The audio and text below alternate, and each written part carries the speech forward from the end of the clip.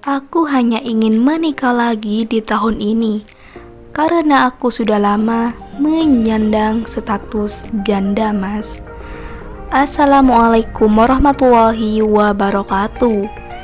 Kembali lagi di channel ini, channel yang tentunya membantu untuk mempertemukan jodohmu dan jodohnya. Seperti biasa, sebelum lanjut menonton video ini, alangkah baiknya untuk menekan tombol like dan menekan tombol subscribe. Saya doakan yang menekan tombol subscribe selalu diberikan kesehatan, kesejahteraan, dan dimudahkan segala urusannya. Setelah menyimak video ini, saya doakan semoga ada salah satu di antara kalian yang menjadi jodohnya. Amin amin ya robbal alamin.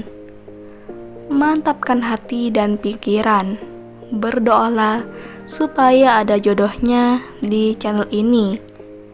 Sosok janda cantik dan kaya ini sedang mencari pasangan hidup.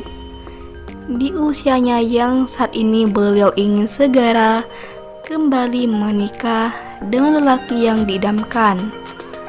Lelaki yang bersikap dewasa, baik hati, dan tentunya bisa memimpin keluarganya. Tidak kasar, harus setia dan tulus, dan menerima apa adanya. Jadi buat kalian yang menyimak video ini sampai selesai, apakah kalian tertarik dengan beliau?